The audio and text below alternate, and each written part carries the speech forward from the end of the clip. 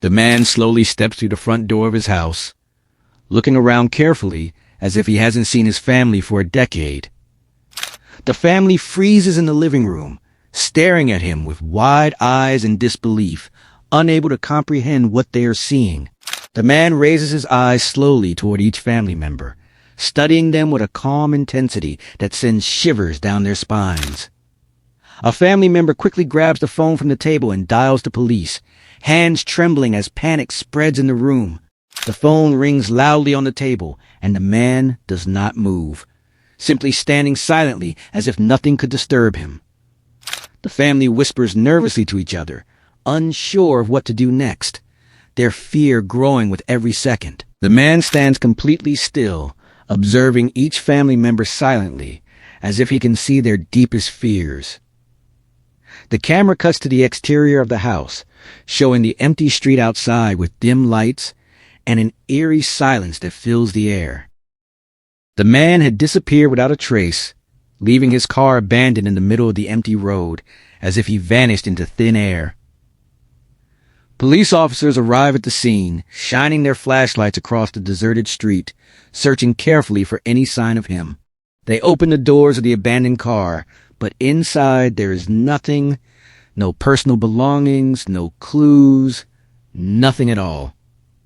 A missing person poster flutters in the wind on a nearby wall, symbolizing the mystery and fear that surrounds his disappearance. The family looks at each other anxiously, their faces filled with worry as they realize that no one knows where he is. Streetlights flicker ominously in the night, adding to the tense atmosphere and making the entire street feel haunted. Police check the man's phone, but the signal is gone forever, leaving them with no leads and a growing sense of dread. The screen fades to black, and silence fills the scene, leaving the audience on edge and full of suspense. The man walks slowly toward the house, his eyes scanning every detail of the familiar surroundings, as if nothing had changed in 10 years. The family rushes to hug him, their arms wrapping around him tightly, but the man reacts coldly, barely acknowledging their touch. The man lifts his eyes slowly toward each member of the family, studying them with a calm intensity that sends shivers down their spines. He gives a strange, unnatural smile, a smile that doesn't reach his eyes, leaving the family feeling uneasy and suspicious. The man sits silently at the dining table, observing each movement of his family as if he is analyzing their every reaction. Outside, the shadows of the night move strangely across the windows, casting eerie patterns that make the house feel haunted. The young son quietly watches the man whispering to someone invisible, unable to understand who he is speaking to. The man's hands twitch unnaturally as he gestures subtly, leaving the family in silent fear of what might happen next. The man asks questions that he already knows the answers to, making the family exchange worried glances and feel a growing sense of unease. He avoids certain rooms in the house, walking past them deliberately, as if those spaces hold secrets he refuses to face. At night, he whispers softly to someone who isn't there, his words barely audible, causing the young son to shiver in fear. The family begins to feel terrified as small objects start moving on their own, and strange sounds echo through the house. The man sits silently in the living room, staring at the shadows on the walls as if he can communicate with them. The son tries to follow him, but the man notices and turns slowly, his gaze piercing through the darkness with an unsettling intensity. Objects on the table shake slightly as if touched by an invisible force, making the family step back in fear. The camera pans across the house, showing flickering lights and moving shadows that hint at something supernatural at work.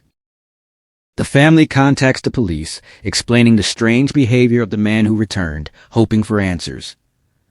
Police officers collect fingerprints and DNA samples from the man to confirm his identity.